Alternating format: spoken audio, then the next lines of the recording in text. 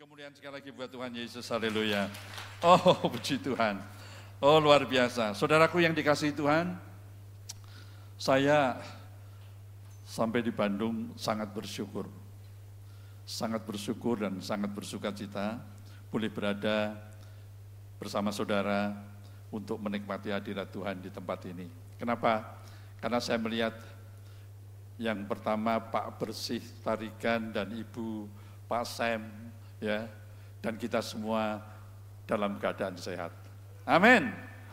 Saya sudah lama tidak bertemu dengan Pak Bersih Tarigan, Pak Sam juga udah lama ya, mungkin sebelum COVID, sejak sebelum COVID, saudara. Dan ketika saya bertemu, saya lihat beliau semuanya sehat semua. Kayaknya sama saja, berapa tahun yang lalu sampai sekarang sama saja, saudara. Dan saya juga bersyukur karena Bapak Ibu juga bilang, Pak Bambang kok juga sama saja katanya. Waduh saudara, luar biasa. Itu yang membuat saya bersyukur luar biasa ya. Kita semua sehat. Itulah sebabnya topik khotbah pada hari ini, ya saya ambil judul yaitu rahasia hidup yang selalu mengucap syukur. Ya, saya ulangi lagi, rahasia hidup yang selalu apa? Mengucap syukur. Ya, saudara, di gereja saya ada seorang pemuda, dia lulusan S2, ya, S2, kemudian sementara ini dia bekerja sambilan sebagai guru di sekolah swasta. Kemudian ada pembukaan ini, PNS, pendaftaran untuk pegawai negeri sipil ya, PNS saudara. Nah dia melamar, prosesnya panjang, ikut tes dan segala macam, interview dan segala macam. Dari ratusan orang, satu grup dengan dia, tersisa 5 orang yang terakhir. Dan dari 5 orang akan diambil hanya 3 orang. Ya. Dan kita semua percaya karena anak ini baik, anak ini juga rajin dan melayani juga di gereja. Ya, kita percaya semua bahwa dia akan masuk. Tapi apa yang terjadi ketika hari pengumuman dibuka, saudara, ternyata namanya enggak terdaftar lulus, saudara, enggak masuk. Ya, kita semua berkata begini, aduh sayang ya, namanya Mas Gayus. Aduh sayang ya Mas Gayus ya, sudah capek-capek, sudah daftar, sudah ikut ini itu, sudah ratusan orang dilewati, tinggal 5 orang saja, diambil 3 kok Mas Gayus enggak dapat, pasti kecewa luar biasa. Ya, semua orang berkata begitu, tapi sudah tahu apa jawabnya? Jawabnya indah sekali, dia berkata, oh enggak, saya enggak kecewa, tapi saya tetap mengucap syukur. Terus orang kaget, loh, tidak kecewa? Enggak, sama sekali. Tetap mengucap syukur? Iya. Kenapa? Karena kalau Tuhan tidak berikan ini, pasti Tuhan sudah sediakan yang lebih baik. Amin. Beri kemuliaan buat Tuhan, saudara. Kalimatnya cuma satu kalimat, cuma satu beberapa kata, tapi itu luar biasa. Amin. Dia berkata kalau Tuhan tidak berikan yang ini, Tuhan pasti sudah sediakan yang lebih baik. Haleluya. Ya. Dan saya akan tunggu waktunya Tuhan itu. Amin. Yang kedua saudara, ada lagi saudara yang istimewa, yaitu saya punya sahabat juga seorang hamba Tuhan, saudara. Dia melayani gereja kecil, ya, anaknya banyak tapi dia melayani gereja kecil. Dan saudara tahu pada saat zaman COVID itu ya, yaitu gereja kan tidak beribadah, ya, gereja tutup tanda petik dan ibadahnya online, ya kan. Padahal dia hamba Tuhan ini melayani hanya gereja itu. Tidak punya bisnis, tidak punya pekerjaan yang lain kecuali melayani. Ya, nah apa yang terjadi? Banyak orang tanya sama Bapak hamba Tuhan ini, Pak, aduh gimana ya Bapak mengatasi kehidupan sehari-hari? Karena tidak ada ibadah, ya pelayanannya serba online. Bagaimana dengan putra-putri Bapak yang banyak itu? Semua orang bertanya begitu. Sudah tahu jawabnya? Jawabnya indah sekali. Jawabnya berkata begini, maaf ya, saya tetap dipelihara Tuhan. Dia berkata begitu, karena saya melayani bukan untuk hidup. Saya melayani adalah untuk memuliakan Tuhan. Dan Tuhanlah yang memelihara hidup kami, Tuhanlah yang memberkati kami. Dan kalau Tuhan memberkati kami, tidak mungkin tidak sampai. Kalau Tuhan memberkati kami, berkat-berkat sudah disediakan bagi kami, pasti berkatnya nyampe dan tidak ada yang bisa menghalangi. Itulah sebabnya kenapa Anda lihat saya selalu mengucap syukur. Karena keyakinan saya begitu dan ternyata begitu, maka tidak ada seorang pun juga yang bisa menghentikan saya untuk selalu mengucap syukur. Amin. Beri kemuliaan buat Tuhan, haleluya. Satu lagi contoh saudara, satu lagi, ini juga jemaat saudara, ya jemaat suami istri saudara. Ya, suaminya bekerja di perusahaan biasa, pegawai, istri, anak 3 saudara. Nah si istri ini diem-diem karena pengen bantu suami, dia bisnis online, ya, nggak tahu bisnis apa, pokoknya dia bisnis lewat online, dan tertipu saudara, tertipu ratusan juta. Si ibu ini tertipu ratusan juta. Ya suaminya enggak tahu, ya. Tapi lama-lama karena dia udah tertekan, sudah stres, depresi sang istri ini, dia terbuka dengan suaminya. Tapi yang heran saudara, suaminya berkata apa? Ma sudah, kamu enggak akan bisa nanggung. Aku yang akan tanggung. Suaminya bilang begitu, aku yang akan tanggung. Pokoknya kamu lupakan, aku yang akan urus dan aku yang akan hadapi. Dan yang aneh lagi saudara, si suami ini tidak pernah cerita kepada orang lain. Bahkan padahal dia dekat sekali sama saya, dekat sekali sama Bu Bambang istri saya, dekat sekali sama keluarga saya, dia enggak pernah curhat, bahkan membicarakan pun tidak, saudara. Dia biasa saja, tetapi dia hanya curhatnya sama Tuhan. Jadi kalau dia berdoa berlutut dia bisa nangis, tapi dia hanya bicara sama Tuhan, karena istrinya cerita sama saya, saudara. Dia tidak pernah cerita kepada siapapun, membicarakan pun tidak, dia biasa saja, saudara. Dan apa yang terjadi, saudara? Dahsyat. Ya. Tidak berapa lama, dia mendapatkan pekerjaan di perusahaan besar yang baru dengan gaji 5 kali lipat. Amin. Ya, 5 kali lipat dan pelan-pelan akhirnya hutangnya apa? Lunas. Dan dia menjadi pendukung dana yang juga besar di gereja kami. Amin saudara, luar biasa saudara. Ya, saya percaya kalau suaminya ini tidak pernah ngomel, tidak pernah marah, tidak pernah mengeluh, tidak pernah curhat tentang masalahnya kepada orang lain, tidak pernah minta bantuan kanan kiri hanya kepada Tuhan. Saya percaya dia adalah pribadi yang juga suka mengucap syukur. Karena orang yang mengucap syukur, dia tidak akan mengeluh, tidak akan ngomel, tidak akan menyalahkan siapapun saudara. Ya, luar biasa saudara. Ya, luar biasa. Jadi makanya topik hari ini adalah rahasia untuk mengucap syukur. Rahasia tentang bagaimana kalau kita hidup selalu mengucap syukur. Rahasia yang pertama. Nah, baca kita sama-sama yuk 1 Tesalonika 5 ayat 15 sampai 18. 1 Tesalonika 5 ayat berapa? 16 sampai 18. Ya, oke. Ya, bisa ditayangkan? 1 Tesalonika ayat pasal 5 ayat 16 dan 18. Bisa ditayangkan enggak? Bisa ya? Oh ya, oke ya. Yuk. Mari kita baca sama-sama. 1, 2, 3.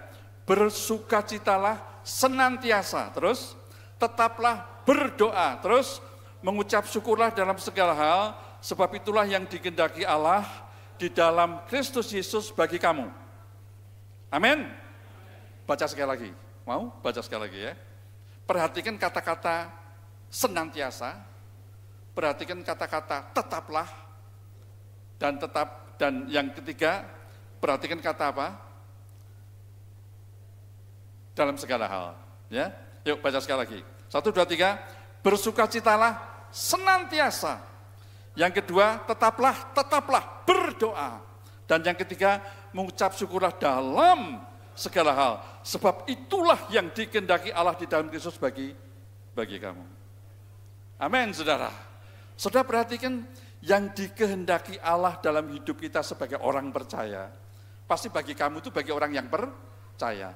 Bagi kamu itu adalah orang yang percaya. Siapa orang percaya itu? Kita semua yang menerima Yesus sebagai Tuhan dan Juru Selamat. Ya, itulah yang dikehendaki Allah di dalam Kristus Yesus bagi kamu. Artinya apa saudara?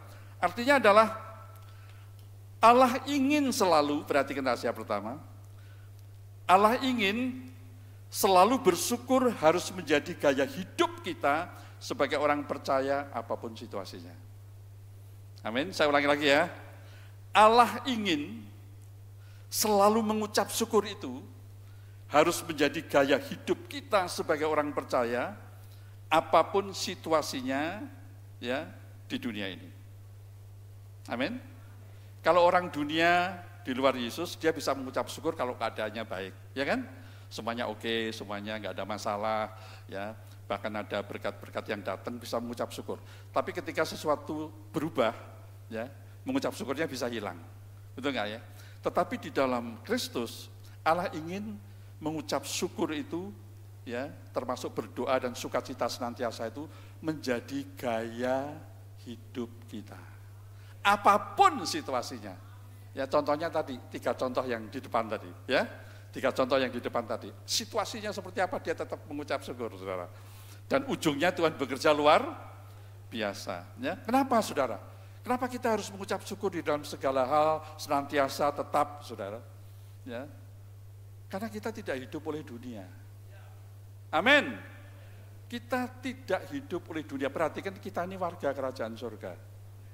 Kita bukan warga dunia yang sedang berusaha mudah-mudahan ke surga, tapi kita adalah warga surga yang sedang ada di dunia karena misi surgawi sebagai saksi-saksi Kristus.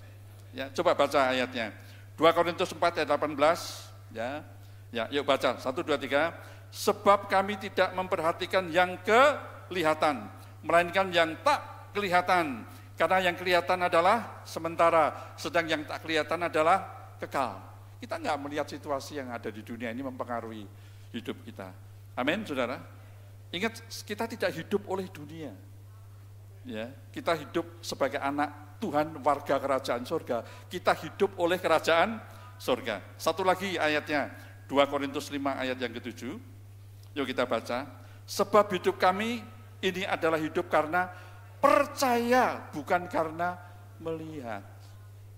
Amin, saudara. Ya, dalam hidup ini ada 2. Mau fokus kepada kenyataan atau fokus kepada firman. Amin. Ya, hanya ada 2.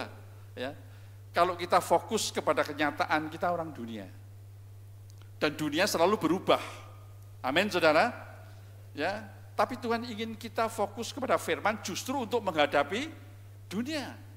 Orang benar hidup karena iman. Ya, dan iman timbul dari pendengaran akan firman Kristus. Iman tidak timbul dari melihat di dunia ini. Iman timbul dari pendengaran akan firman Kristus. Kenapa enggak ditulis firman Tuhan? Ya, pasti tujuannya adalah firman Tuhan.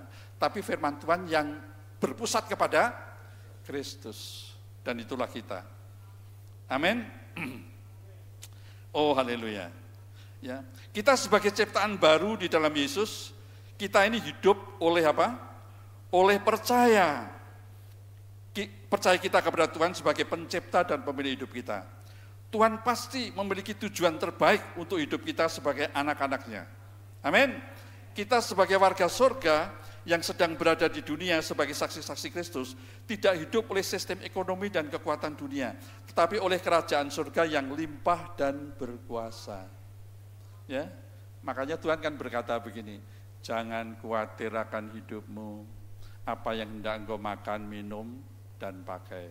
Semua itu dicari oleh orang-orang yang tidak mengenal Allah. Bapamu yang di surga tahu kebutuhanmu. Amin, saudara. Bapamu yang di surga itu tahu kebutuhanmu karena kamu anak-anaknya. Tapi carilah dulu kerajaan Allah dan kebenarannya, maka semuanya akan ditambahkan kepadamu. Dan kerajaan Allah dan kebenarannya ada di mana? Ada di dalam pribadi Yesus. Amin. Amin, saudara. Ya. Ya. Haleluya, saudara.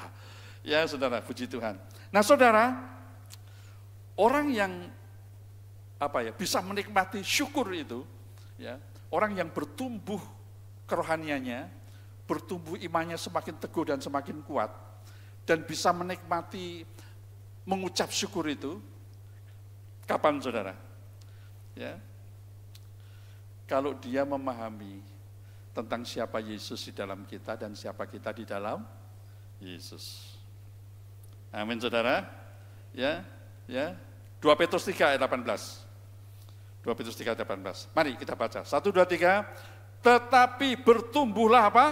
Dalam kasih karunia dan dalam pengenalan akan Tuhan dan Juru Selamat kita, yaitu Yesus Kristus. Baginya kemuliaan sekarang dan sampai. Haleluya. Kalau kita ingin bertumbuh secara rohani, ingin semakin melekat kepada Tuhan, ingin semakin mengenal kepada Tuhan. Amin. Tuhan berkata, bertumbuhlah di dalam kasih karunia dan pengenalan akan Yesus. Kenapa? Karena kasih karunia Allah ya sudah dinyatakan melalui Yesus. Amin. Saudara perhatikan, ini indah ya. Ya. Allah menyatakan maha kuasanya lewat apa? Alam semesta. Ya, betul kan? Agama lain juga percaya itu. Yang kedua, Allah menyatakan keadilannya lewat apa? Lewat hukum-hukumnya melalui para nabi. Contohnya hukum Taurat. Amin. Ya, tidak boleh begini, tidak boleh begitu.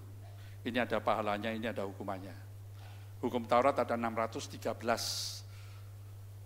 aturan dan ketetapan yang harus diikuti kalau orang mau selamat, dan manusia berdosa tidak akan mampu melakukannya. Itu sebabnya Yesus hadir. Amin. Tapi perhatikan, maha kasihnya. Nah, semua keyakinan lain percaya nggak bahwa Allah itu maha kasih? Percaya. Tapi kalau suruh membuktikan, mereka nggak bisa. Ya, saya bilang sama rekan saya diskusi, ya, antar agama. Saya berkata, percaya Allah Maha Kuasa. Oh percaya Pak Bambang. Buktinya alam semesta Pak Bambang. Bagus. Sama, ya kan? Pak Bambang, ini kitab kami, ini kitab hukum. Kita tahu mana yang boleh dan tidak boleh. Nah, ya kan? Ya bagus. Yang ketiga, Allah Maha Pengasih, Maha Kasih. Ya, percaya? Oh percaya Pak Bambang. Saya tanya, bisa nggak buktikan? Tapi hati-hati, kasih itu tidak bisa diwakilkan. Amin. Kasih itu tidak bisa diwakilkan, apalagi maha kasihnya Allah. Tidak bisa diwakilkan, jangankan kasih Allah, kasih manusia saja, bisa nggak diwakilkan? Kalau pacaran bisa nggak kasihnya diwakilkan? Sudah sebagai suami istri yang saling mengasihi, bisa nggak diwakilkan? Punya anak, cinta dan mengasihi anak, bisa nggak diwakilkan tetangga? Nggak bisa, saudara. Ya. Maha kasih Allah itu nggak bisa diwakilkan lewat para nabi, lewat para rasul, lewat siapapun, nggak bisa. Itu sebabnya Allah hadir sendiri. Karena begitu besar kasih Allah akan dunia ini, maka Ia mengaruniakan anaknya tunggal Yesus. Firman itu menjadi manusia. Dan Dia adalah, perhatikan, Dia adalah satu-satunya juru selamat di dunia ini. Ya, perhatikan, ini indah sekali. Ya. Di dunia ini tidak ada satupun keyakinan yang memiliki juru selamat. Yang namanya perhatikan, ya, juru selamat itu, nanti saya sampaikan saudara. Yang namanya juru selamat itu cuma satu. Ada banyak nabi, ada banyak rasul barangkali, ada banyak utusan-utusan yang dipakai Tuhan yang lain, saudara. Tapi yang namanya juru selamat cuma satu. Kenapa? Ya, juru selamat dari dosa, juru selamat manusia, dan juru selamat dunia. Cuman satu, kenapa? Karena untuk menjadi juru selamat harus punya 3 syarat. Kalau dia juru selamat dari dosa, dia harus tidak boleh berdosa. Amin. Kalau dia juru selamat manusia, pasti dia bukan manusia keturunan Adam dan Hawa. Karena semua keturunan Adam dan Hawa punya status berdosa. Yesus, dia bukan keturunan Adam dan Hawa secara fisik, bukan hasil hubungan suami istri. Dia Roh Kudus yang menjadi manusia dan lahir dari seorang perawan. Kalau dia disebut juru selamat dunia, pasti tidak boleh berasal dari dunia. Dia berasal dari surga yang turun ke dunia. Amin. Itu sebabnya berbahagia saudara, karena saudara memiliki satu-satunya juru selamat itu. Amin saudara. Hanya satu di dunia ini yang namanya juru selamat. Hanya satu, dialah siapa? Yesus. Makanya Yesus berkata, akulah jalan kebenaran dan hidup. Tidak ada seorang pun yang sampai datang kepada Bapa tanpa melalui aku. Amin saudara. Oh haleluya. Ya saudara. Jadi saudara, saya ulangi lagi, supaya kita bisa menikmati rasa bersyukur dan supaya kita bisa memahami mengapa kita bersyukur, ya kan? Ya. Saudara mesti tadi itu pemahaman tentang kasih karunia dan pengenalan akan Yesus Kristus harus semakin bertumbuh. Semakin kita mengenal kasih karunia Bapa, Semakin kita mengenal dan pribadi Yesus Kristus itu, maka iman kita akan semakin kuat. Ya, kita benar-benar menikmati anugerah Allah itu, dan itulah yang membuat kita semakin bersyukur, dan bersyukur dalam segala sesuatu. Tidak akan dipengaruhi oleh dunia ini. Saya kasih contoh ya, saya kasih contoh aja. Ada banyak orang Kristen, saudara, kurang memahami siapa dia di dalam Yesus dan siapa Yesus di dalam dia. Ya. Dia orang Kristen, yes. Percaya Yesus, ya. Kalau ditanya sudah lahir baru, sudah. Ya. Tetapi mereka kadang-kadang nggak ngerti apa sih makna lahir baru itu. Saya tanya sama seseorang.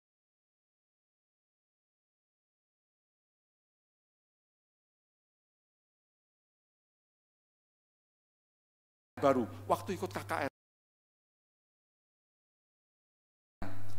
Pendeta panggil ke depan, saya maju ke depan, kemudian dia tumpang tangan bersama orang banyak yang lain. Sejak saat itu saya percaya saya sudah lahir baru. Tapi saya tanya lagi, apa yang terjadi sebetulnya? Apa yang kau pahami ketika engkau berkata bahwa aku ini lahir baru? Apa yang terjadi? Ya. Wow, dia berhenti, saudara. Berhenti. Ya. Pemahamannya tentang lahir baru sampai di situ, saudara. Tapi ada lagi orang yang agak sedikit maju. Pak Bambang, kalau saya sudah lahir baru, berarti saya adalah ciptaan baru. Kalau saya ciptaan baru berarti saya adalah manusia jenis baru, ya kan? Ya. Pak Bambang ini yang sudah lahir baru, Bambang yang lama sudah mati, ya kan? Ya, ini Bambang yang baru, ya. Bambang yang baru ini diciptakan baru. Artinya menjadi manusia jenis baru. Tidak sama dengan Bambang yang lama dan juga tidak sama dengan manusia lain di luar Yesus. Amin. Ya. Sampai di situ, wah dia lebih maju, saudara. Tapi ada yang lebih maju. Ketika saya tanya, apalagi yang terjadi?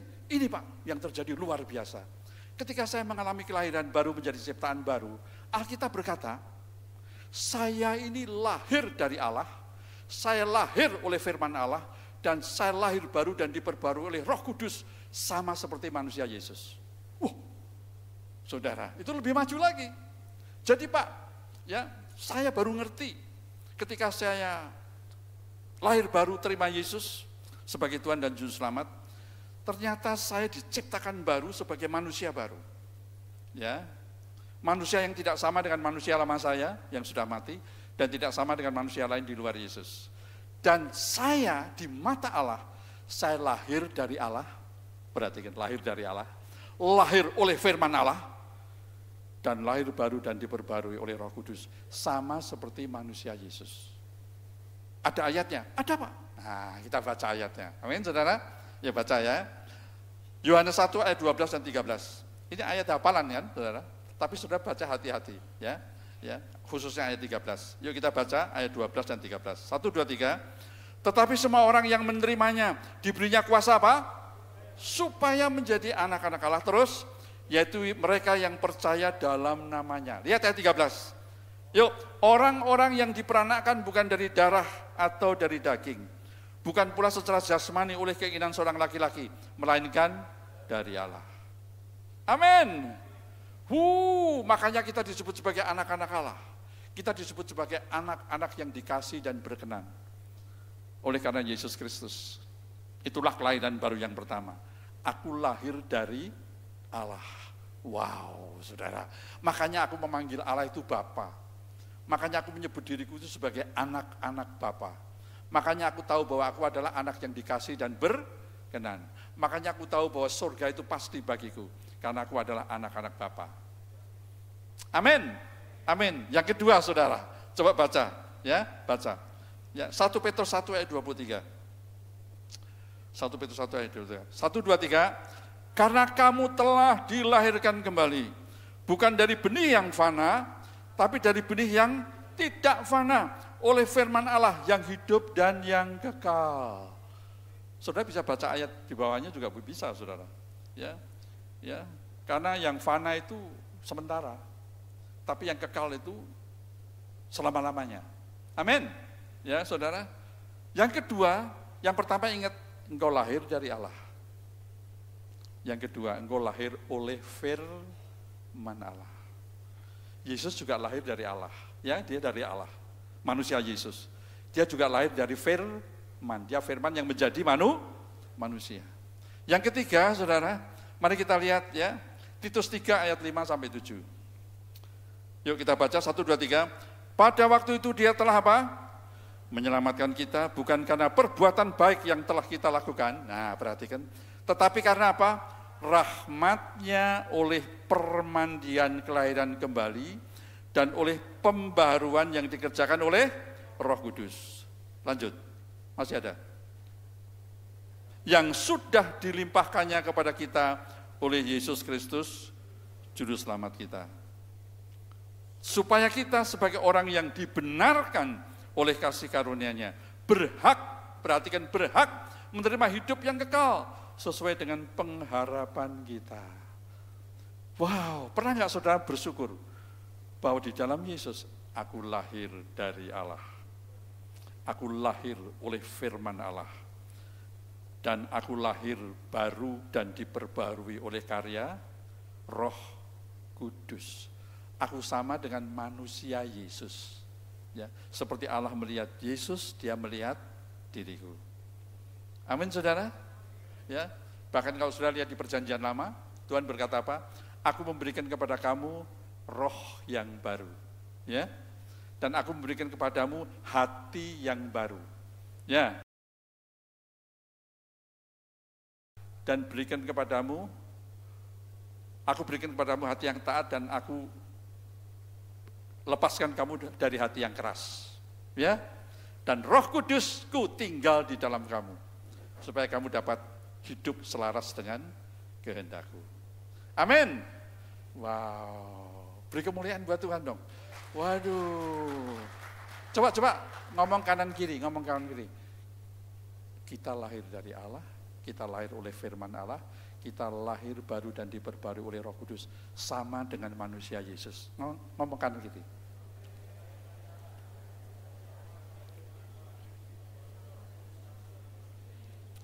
Haleluya.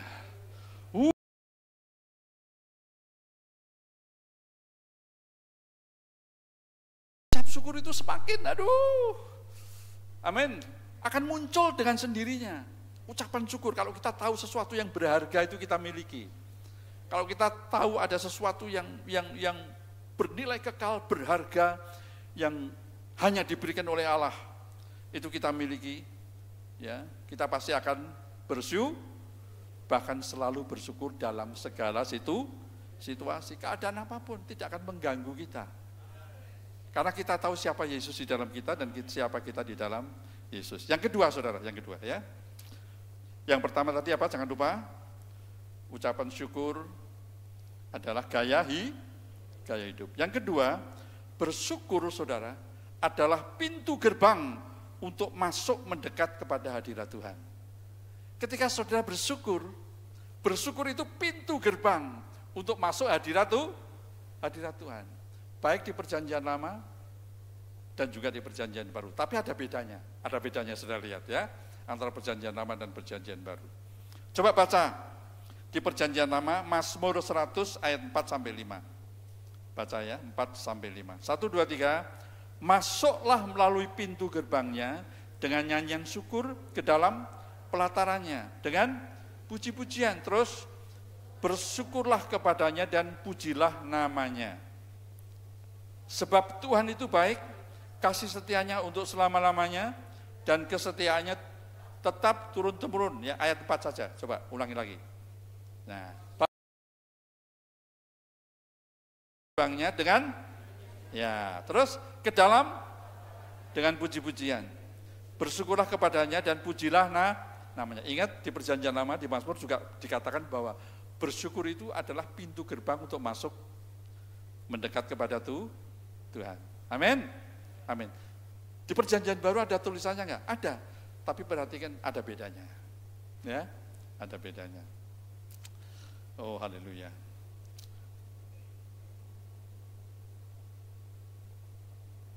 Ada bedanya. Bedanya di mana, saudara? Nanti kita baca di Ibrani ya, nanti ya. Ya. Bedanya di mana? Tadi sudah lihat, mengucap syukur adalah pintu gerbang untuk masuk, ya kan? Tetapi di perjanjian lama yang kita baca itu, cuman sampai di pelatarannya. Betul? Ya. Ingat di perjanjian lama itu ada bait Allah dibagi 3. Ya. Ada ruang Maha Kudus, ada ruang kudus dan pelataran. Betul kan? Ya, itu di perjanjian lama, Saudara. Orang awam dia cuma boleh sampai di pelataran. Imam-imam dia boleh sampai ke ruang kudus. Tapi untuk ruang Maha Kudus, dari ruang kudus ke ruang Maha Kudus itu ada tirai pembatas yang tidak boleh dimasuki oleh siapapun kecuali imam besar setahun sekali. Ya, untuk membawa persembahan mewakili seluruh orang Israel, imam besar setahun sekali. Dan dia harus juga menjaga hidupnya sebelum dia masuk. Benar-benar dia menjaga dirinya. Karena kalau tidak dia akan mati. Ada tirai pembatas. Betul saudara? Ya, itu di perjanjian lama. Yesus sudah berkata selesai ketika Yesus terpaku di kayu salib dan dia berkata selesai. Apa yang terjadi? Firman Tuhan berkata tabut ya, itu terbelah 2. Tidak ada lagi pembatas. Amin. Kalau perjanjian lama masuk gerbangnya bersyukur, tapi sampai pelataran saja, ya kan? Tapi kalau perjanjian baru masuk gerbangnya bersyukur, terus masuk ke ruang kudus, terus masuk ke ruang Maha Kudus, tepat di hadapan tahta kasih karunia-Nya. Baca ayatnya ya, kita baca ayatnya. Ibrani 4 ayat 16. Ya, yuk baca ya. Lihat. 1, 2, 3. Sebab itu marilah kita dengan penuh keberanian terus menghampiri, perhatikan, menghampiri apa? Tahta kasih karunia. Supaya kita menerima rahmat dan menemukan kasih karunia untuk mendapat pertolongan kita pada waktunya. Baca sekali lagi. Sebab itu marilah kita dengan penuh keberanian menghampiri tahta kasih karunia. Supaya kita menerima rahmat dan menemukan kasih karunia untuk mendapatkan pertolongan kita pada waktunya. Ketika saudara mengucap syukur, ketika saudara berdoa, ya, dapat nggak kita pencerahan? Bahwa saat aku mengucap syukur, saat aku berdoa, saya sedang berada di ruang Maha Kudus. Amin. Dan saya berada tepat di hadapan tahta kasih karunia-Nya. Ya. Aku bisa menikmati hadirat-Nya, aku bisa ngobrol sama Tuhan, ya, di hadapan tahta kasih karunia-Nya, bahkan rahmat dan kasih karunia dan pertolongan tersedia bagi kita. Amin, saudara. Wow, itu luar biasa, saudara. Kalau kita waktu memuji dan menyembah, baik di gereja, ya, saudara sadar bahwa aku sedang berada di ruang Maha Kudus. Aku sedang berada di hadapan tahta kasih karunia Allah di dalam Yesus Kristus. Oh, aku adalah orang yang paling berbahagia. Dan semuanya itu hanya bisa karena darah Yesus yang dicurahkan, nyawa Yesus yang diserahkan. Dan dia bangkit pada hari yang ketiga dengan penuh kemenangan. Amin, saudara. Itu yang keberapa, saudara? Ya, yang keberapa? Yang kedua, ya. Kesadaran ini, saudara, akan membuat kita semakin memahami tentang status kita di mata Allah. Kembali lagi, siapa Yesus di dalam kita dan siapa kita di dalam Yesus.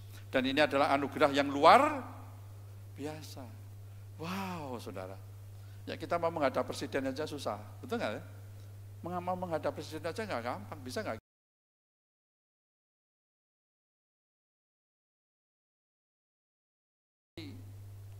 Melalui Kristus, kasih karunia-Nya, ya, tidak ada lagi tirai pembatas. Amin. Perjanjian lama hanya sampai tapi kita terus sampai ke ruang Maha Kudus. Karena di dalam Yesus kita juga pribadi yang sudah dikuduskan dan dibenarkan. Allah nggak bisa didekati dengan dosa. Amin. Karena Yesus yang sudah mati dan bangkit untuk dosa kita kita dibenarkan dan dikuduskan. Amin, saudara. Ya, yang ketiga, saudara ya, yang ketiga. Oh, haleluya. Ya. Yang ketiga, perhatikan, selalu bersyukur dalam berbagai situasi adalah merupakan awal yang baik untuk terjadinya mujizat. Saya ulangi lagi, ya. Mengucap syukur ya dalam berbagai situasi merupakan awal yang baik untuk terjadinya apa? Mujizat. Oh, haleluya. Ini terjadi juga di dalam pelayanan Tuhan Yesus.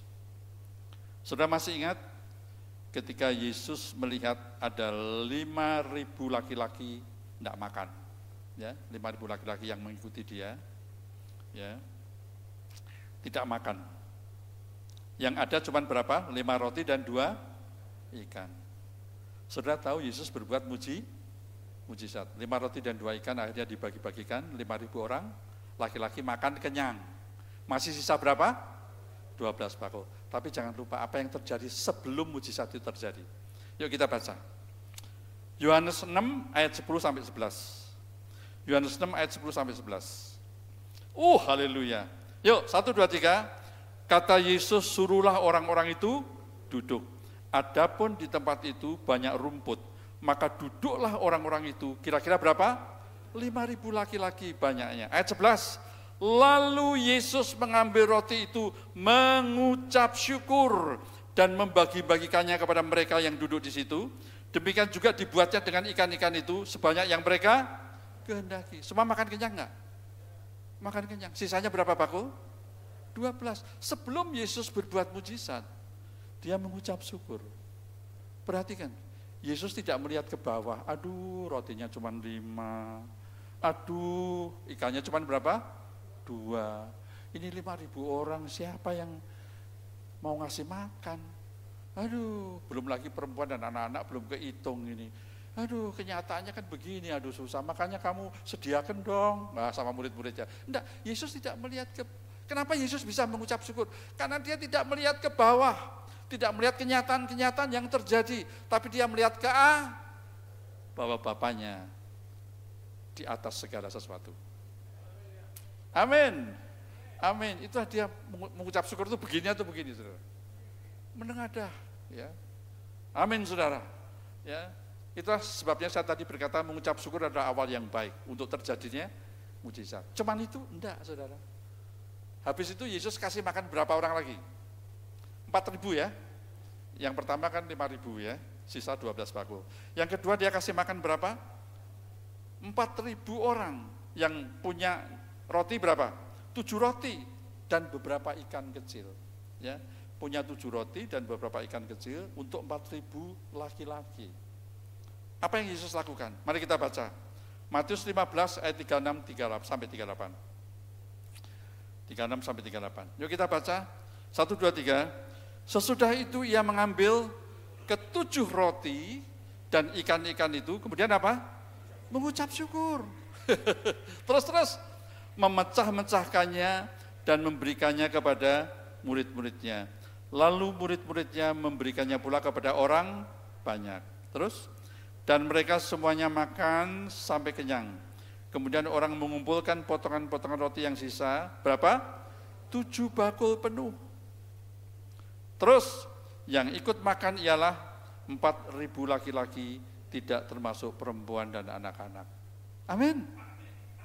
Yesus mengucap syukur, tidak lagi lihat, aduh cuman 7 roti dan sedikit ikan, ya kan? Kemarin 5.000 orang, ini sekarang 4.000 orang lagi. Ya gimana caranya? Aduh, kenyataannya kan begini nih, lihat nih, ini kan faktanya nih, kenyataannya begini nih. Enggak, Yesus tidak melihat fakta dan kenyataan, dia lihat Bapaknya, Raja di atas segala raja. Amin, amin. Dan Bapaknya Yesus, Bapa kita juga. Amin. Amin, saudara. Oh, haleluya. Haleluya. Oh, puji Tuhan, puji Tuhan. Ya. Satu lagi, saudara. Satu lagi.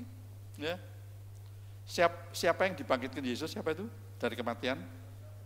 Lazarus sudah dikubur berapa hari? 4 hari. Sudah dikubur 4 hari. Dibangkitkan oleh siapa? Yesus. Tapi apa yang terjadi? Mari kita baca. Yohanes 11 ayat 41 sampai 43. Ya. 41 sampai 43. Yuk baca 1, 2, 3. Maka mereka mengangkat batu itu. Terus lalu Yesus menengadah ke atas dan berkata, perhatikan, Bapa, aku mengucap syukur kepadamu karena engkau telah mendengarkan aku. Terus, maka aku tahu bahwa engkau selalu apa? Mendengarkan aku. Tetapi karena orang banyak yang berdiri di sini mengelilingi aku mengatakannya supaya mereka percaya bahwa engkaulah yang telah mengutus aku. Berikut, dan sesudah berkata demikian, bersuruhlah ia dengan suara keras, Lazarus, marilah keluar. Haleluya. Lazarus keluar enggak? Keluar. Hidup atau mati? Pasti hidup, saudara. Amin. Tapi sebelum Yesus melakukan mujizat itu, dia selalu mengucap syukur. Dia selalu memandang ke atas. Ya, itu sebabnya saya katakan tadi sebagai orang percaya, hidup kita itu tidak dipelihara oleh dunia. Tidak bergantung kepada dunia. Amin. Ya. Ya. Saudara bekerja, berbisnis mungkin di dunia. Iya. Ya, tapi saya sampaikan, kalau saudara bekerja di dunia, tapi tujuannya untuk mencari nafkah, itu berarti sama dengan orang dunia. Ingat tadi, Tuhan berkata apa? Jangan khawatir apa yang kau makan, minum, dan pakai. Itu dicari oleh orang-orang yang tidak mengenal Allah. Tapi Bapamu yang di surga tahu. Kebutuhanmu dia tahu, udah. Ya kan? Ya. Tapi carilah dulu kerajaan Allah dan kebenarannya, maka semuanya akan ditambahkan kepadamu. Amin, saudara? Jadi kalau kita bekerja, atau apapun lah ya, tapi mindset kita, pikiran kita adalah untuk menghidupi keluarga, untuk mencari nafkah, untuk menghidupi anak-anak. Saya mau kasih tahu, itu sama dengan orang dunia. Tapi harus bekerja enggak? Harus bekerja. Rajin, harus rajin. Harus disiplin dalam bekerja, harus disiplin. Harus menyatakan hasilnya, ya harus menyatakan hasilnya kalau kita di kantor dikasih target. Tapi bukan untuk mencari nafkah. Aku melakukannya itu untuk mempermuliakan Tuhan. Amin. Amin. Sama dengan pendeta tadi. Pak Bambang, saya tidak hidup, saya tidak melayani untuk mencari hidup.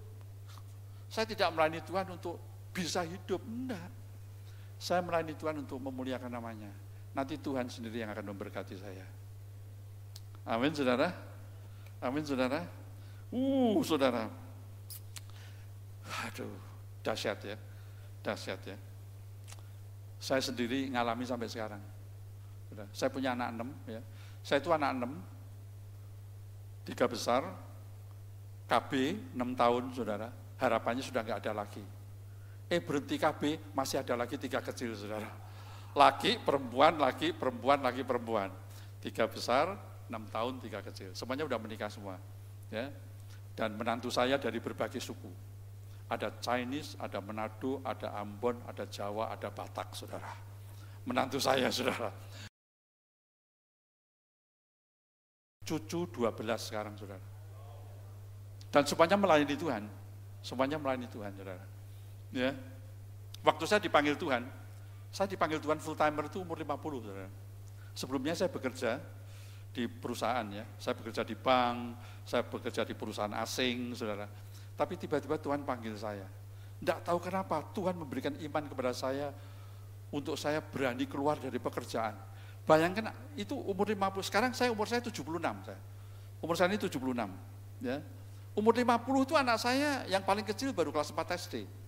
4 SD, 6 SD, SMP, dan SMA, gitu kira-kira begitu ya saudara. Ya ada yang kuliah 1 gitu. Masih butuh banyak biaya, tapi Tuhan suruh saya keluar, saudara. Lewat pergumulan saya yakinkan benar enggak Tuhan yang menyuruh. Tuhan benar, keluar dari pekerjaan engkau melayani aku full time. Prosesnya cukup lama, saudara. Ya. Dan akhirnya saya keluar dari pekerjaan, ya kan, dapat pesangon, kira-kira gitu kan. Tiba-tiba ada perusahaan lain yang nawarin lagi dengan gaji yang lebih besar. Bu Bambang, jangan bilang Bu Bambang ya. Bu Bambang mulai bilang, Papa, barangkali yang kehendak Tuhan yang ini loh. Maksudmu apa? Loh, lah iya toh. Ya kan? Ini kita sudah keluar, ya, sesuai kehendak Tuhan kita suruh keluar, dapat pesangon. Tiba-tiba ditawarin lagi oleh perusahaan lain dengan gaji yang lebih besar. Ya, ini jangan kehendak Tuhan yang ini. Waduh, saudara, ya, saya mulai juga goyang. Sang istri goyang, saya goyang. Langsung saya bilang, Tuhan, ya, mungkin istri saya berkata begitu, mungkin ada benarnya karena mungkin tidak tahu pasti gitu kan. Itu sebabnya Tuhan, saya mau masuk ke perusahaan itu. Kalau itu benar-benar bukan kehendak Tuhan, Tuhan pasti nyatakan. Saya masuk, saudara, ke perusahaan itu. Begitu masuk ke perusahaan itu, saudara, cuma 5 bulan, saudara. Tiba-tiba perusahaan itu memanggil pimpinan di atas saya langsung dari Amerika, yang belum pernah ke Indonesia, yang menganggap semua orang Indonesia itu bodoh-bodoh, saudara. Waduh, saya nggak tahan, saudara. Saya biasanya kalau kerja di perusahaan itu bisa minimal bisa 8 tahun, bisa 10 tahun, saudara. Tapi lewat ini, pimpinan ini, saya nggak tahan, saudara. 5 bulan saya keluar nggak tahan. Nah, setelah saya keluar, orang Amerikanya juga dikeluarkan. Haleluya, haleluya, saudara. Ya, saya keluar, wah, itu dari perusahaan itu, jangan keluar Pak Bambang, jangan keluar lah. Ini nanti kita urus. Enggak, saya keluar. Bukan karena apa, tapi karena saya tahu Tuhan memang menyuruh untuk full timer melayani. Begitu saya keluar, beberapa saat kemudian saya dengar dia juga dikeluarkan. Nah, setelah itu apa yang terjadi? Ya, setelah itu, setelah keluar, kan ada pesangon ini. Tuhan bilang, Bang, ya Tuhan, pesangonmu yang 90% taruh di pelayanan untuk mulai melayani. 90%. Pesangon ini 90%. Anak 6 tadi, 6. Masih kecil-kecil kan? Ya, 26 tahun yang lalu. Iya kan? Masih kecil-kecil. Tuhan bilang 90% disuruh serahkan. Akhirnya apa? Saya nurut, saudara. Karena sudah yakin tadi, beli sound system, beli alat musik, beli kursi-kursi, kira-kira begitulah ya. Beli karpet untuk pelayanan. Tinggal 10%.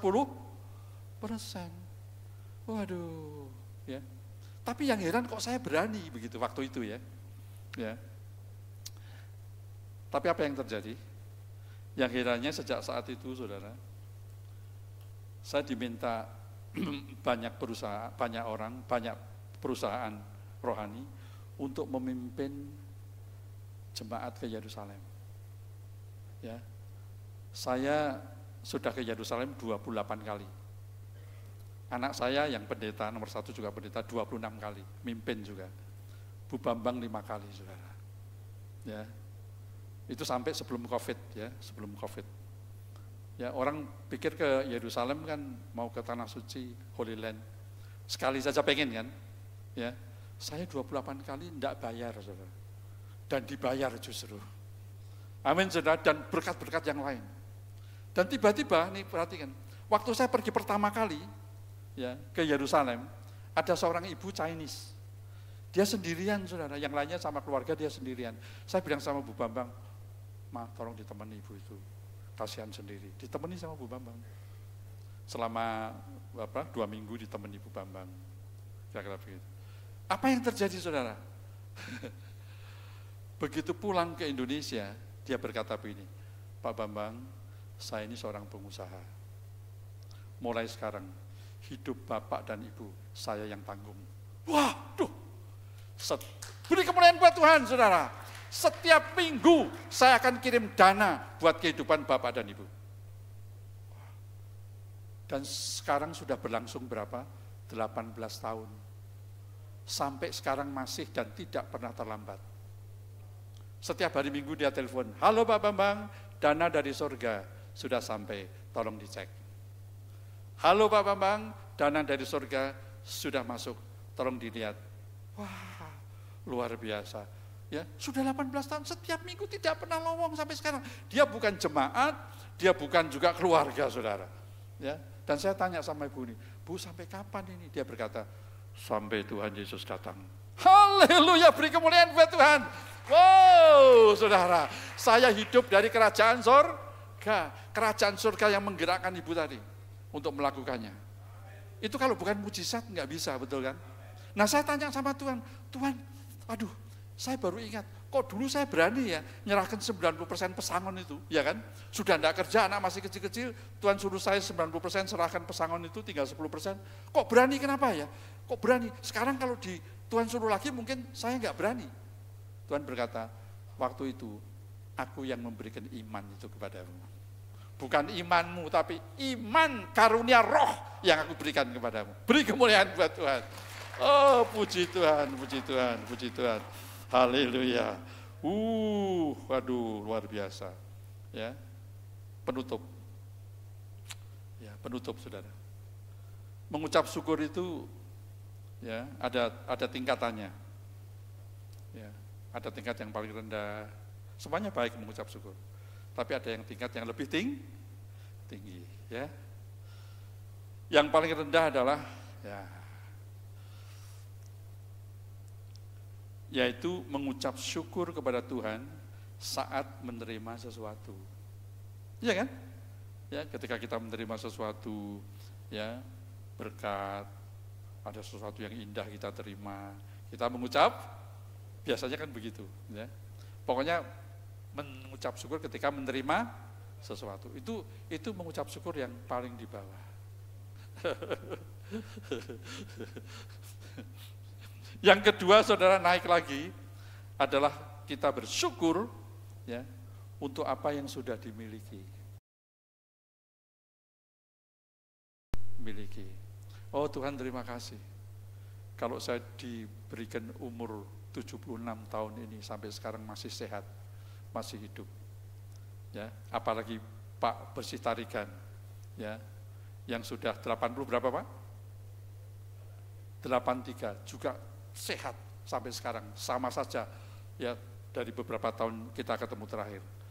Tuhan, aku mengucap syukur. Kenapa?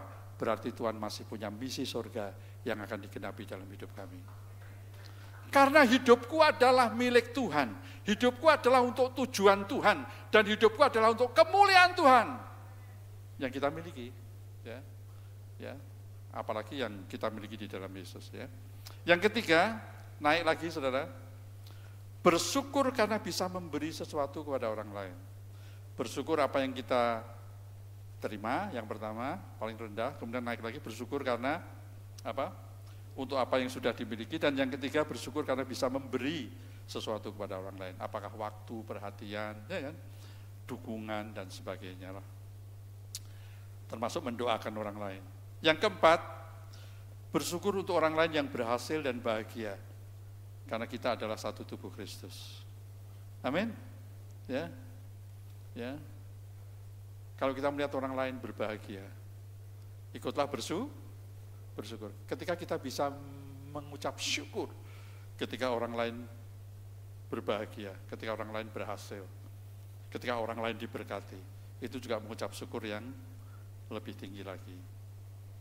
Yang paling tinggi adalah, nah ini yang kelima, saudara. Nanti kita akan praktek, hati-hati, saudara, ya. Kita akan praktek sama-sama, ya.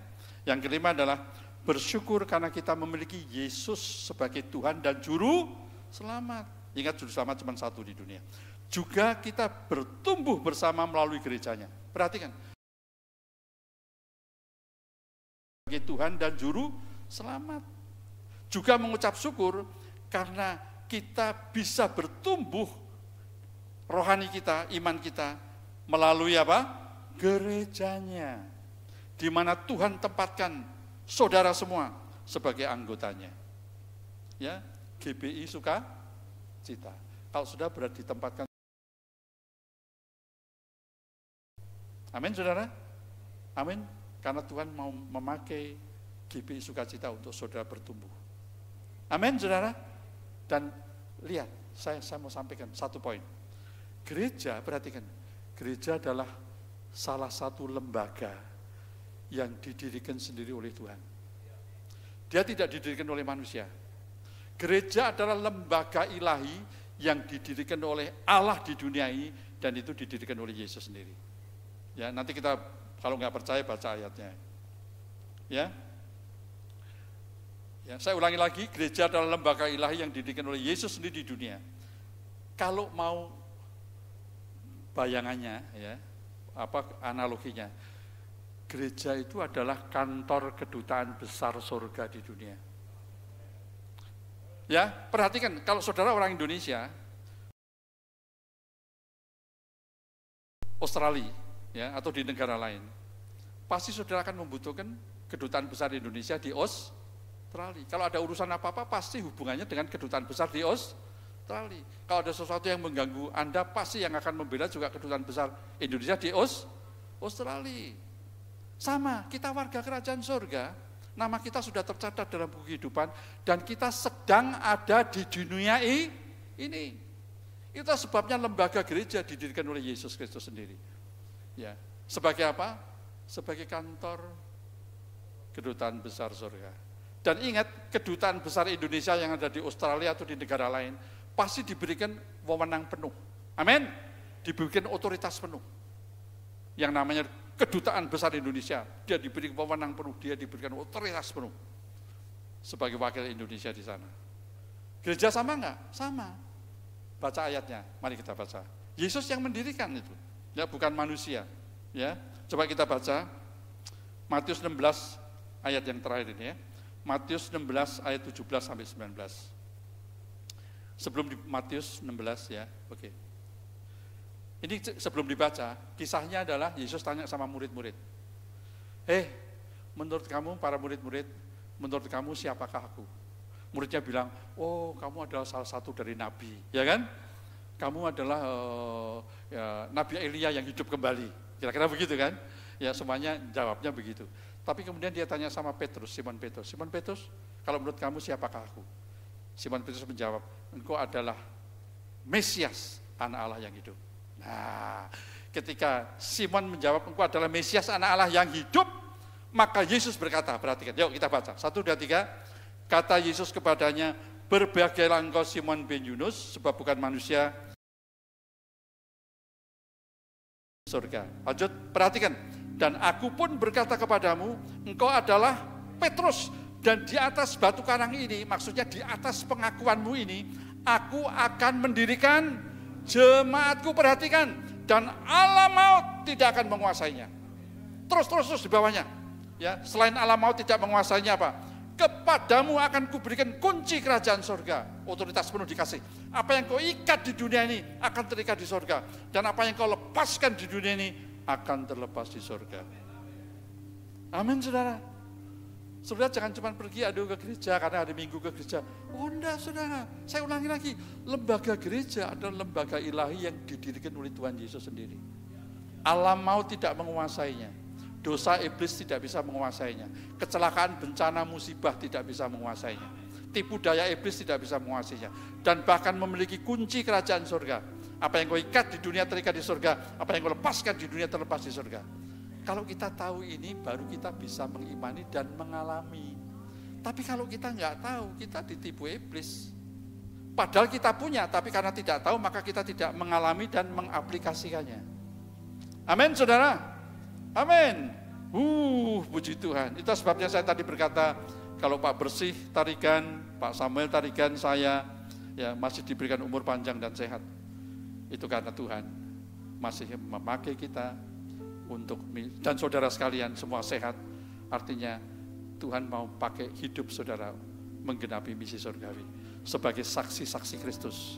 Dan ingat, kantor kedutaan besarnya ada di dunia, yaitu yang namanya gereja. Gereja apa?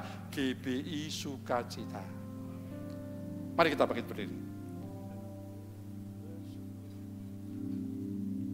Bersyukur, bersyukurlah, bersyukur karena kasih setiamu. Haleluya. Ku sembah dan ku sembah selama hidupku. Ku sembah Kau Tuhan. Lagi. Bersyukurlah, bersyukur karena kasih setiamu. Ku sembah, ku sembah, ku sembah dan ku sembah. Selama hidupku ku sembah Kau. Musik saja. Saudara, kita akan nyanyi lagu ini sekali lagi. Dan setelah itu saya minta kita bersyukur. Amin. Bersyukurlah kalau di level yang paling tinggi, karena saudara memiliki Yesus.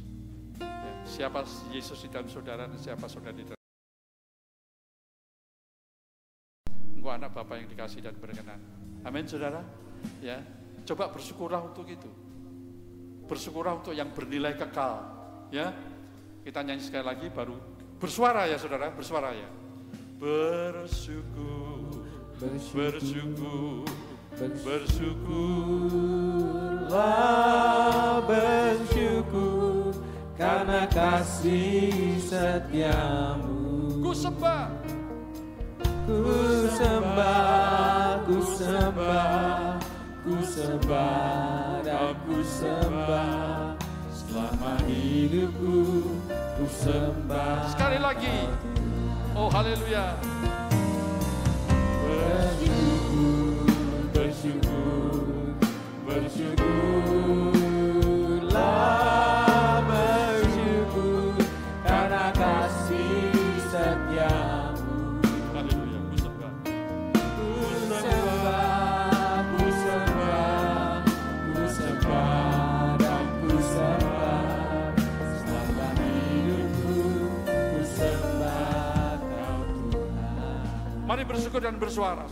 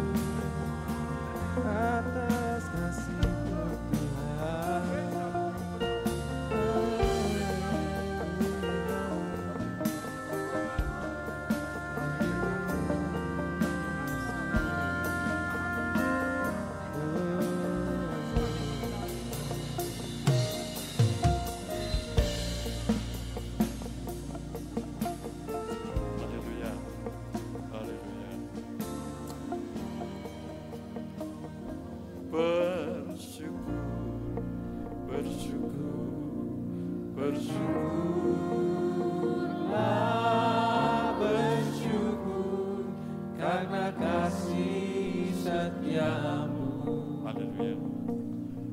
Ku sembah, ku sembah, ku sembah dan ku sembah. Selama hidupku ku sembah Kau Tuhan. Bapa di surga, terima kasih. Kami boleh mengucap syukur karena kami boleh belajar daripada firman-Mu. Hamba-Mu yang sederhana ini terbatas, tapi Roh Kudus tidak akan terbatas. Roh Kudus akan lebih lagi memperkaya tentang rahasia firman Tuhan ini. Dan bukan hanya memberikan kepada kami pencerahan, tapi memberikan kami menghidupi daripada firman Kristus ini. Dan kami percaya lebih dari pemenang adalah kehidupan kami di dalam Yesus. Oh, terima kasih Bapa di surga. Kami tidak hidup oleh dunia, tapi kami justru hidup untuk dunia, untuk menjadi saksi Kristus. Terima kasih Bapa. Kuasa-Mu menyertai, kasih-Mu menyertai, hikmat-Mu menyertai. Terima kasih Bapa di surga. Terima kasih. Kami menyerahkan juga gereja-Mu di tempat ini, lembaga ilahi yang ada, di mana kami boleh bertumbuh. GBI Sukacita. Mari Tuhan, hamba-Mu Pak Bersih Tarigan dan Ibu, Pak Samuel Tarigan dan Ibu, dan juga semua pengurus-pengurus gereja, bahkan semua jemaat, mereka semua ada di dalam kasih Tuhan, ada di dalam urapan Tuhan, ada di dalam perlindungan Tuhan, ada di dalam pemeliharaan Tuhan, dan ada di dalam penyertaan Tuhan. Dalam nama Yesus, kami berdoa dan mengucap syukur. Haleluya. Amin. Beri kemuliaan buat Tuhan. Amin. Haleluya. Silakan duduk Bapak Ibu sekalian.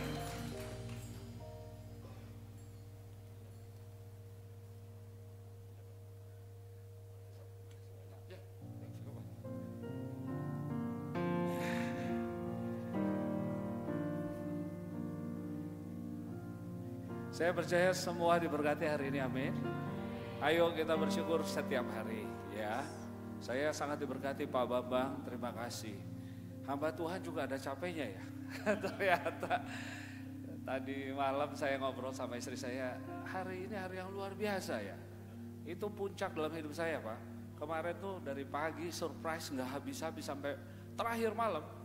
Ya ada yang meninggal, kami ke Jakarta, balik lagi ke Bandung. Penuh hal-hal yang unpleasant, nggak menyenangkan dari pagi sampai malam, saudara. Dan saya sempat diam sama istri saya bilang ya, aduh capek benar. Tapi hari ini berkat luar biasa, luar biasa, betul-betul luar biasa. Haleluya. Saya ngadepin hal-hal yang pasti saudara juga sama. Selama hidup di dunia masalah nggak pernah habis. Besok kerja juga ketemu masalah. Haleluya. Tapi kabar baiknya hidup saudara, hidup saya nggak ditentukan dunia. Kita kerja bukan cari makan. Kita kerja memuliakan Tuhan. Kita makan karena Bapa pelihara saudara dan saya. Wow. Terima kasih Pak Bambang. Jadi besok jangan dengerin kata orang-orang. Apapun dunia bilang, saudara aman dalam Tuhan. Ya, jadi gaya hidup bersyukur itu. Terus kedua tadi, rasakan hadirat Tuhan. Enggak semua orang bisa rasakan. Mau nyanyi-nyanyi, mau berdoa. Kalau mereka enggak punya Yesus, enggak pernah sampai tahta kasih karunia. Dan Tuhan lakukan mujizat dalam hidup saudara. Saya percaya ada terobosan tahun ini. Terobosan nomor 1 terjadi di hati kita. Boleh ada banyak masalah, hatimu bersuka cita. Makanya nama gereja kita apa? Bukan karena gak ada masalah, tapi karena ada Yesus sama kita. Mari Bapak Ibu bangkit berdiri. Kita pulang dalam berkat Tuhan. Kita sungguh bersyukur untuk apapun yang terjadi dalam hidup kita. Kita bersyukur apa yang Tuhan sudah kasih dalam hidup saudara. Coba ucapkan syukur untuk apa yang ada di tangan saudara. Nafasmu saudara, nafas hari ini sehat. Bersyukur kalau kita juga boleh berkati orang-orang di sekitar kita. Bersyukur kalau kita semua boleh melayani Tuhan. Dan paling kita bersyukur karena ada Tuhan Yesus sebagai juru selamat kita. Bapak, hari ini jemaatmu kembali mengingat betapa beruntungnya kami di dalam Tuhan. Tidak ada satupun yang dilakukan dunia bisa menyentuh hidup kami. Kami warga sorga yang sedang melakukan misi sorga. Dipelihara, dijamin oleh Tuhan. Terima kasih untuk hamba-Mu Pak Bambang yang menyingkapkan kebenaran firman Tuhan. Kami semua dibangkitkan. Kami semua mau terus tekun di tempat ini. Dikuatkan, menerima kebenaran demi kebenaran. Supaya kami tidak dikalahkan oleh fakta. Tapi kami hidup di dalam kebenaran yang memerdekakan. Terima kasih Tuhan Yesus. Aku berdoa untuk hamba-Mu. Bertambahlah urapan Tuhan terus. Pakailah hidupnya, dia yang sudah memberikan hidupnya. Dari muda sampai usianya sekarang, hidupnya telah jadi kesaksian buat kami. Aku berdoa Tuhan berikan kesehatan untuk Bapak dan Ibu. Seluruh anak-anaknya diberkati, melayani Tuhan, banyak jiwa-jiwa dimenangkan. Terima kasih Bapak, Kau peliharakan segala kebutuhannya Tuhan cukupkan. Kami bersyukur untuk begitu banyak kesaksian yang memberkati kami. Kami percaya Tuhan tambah-tambahkan.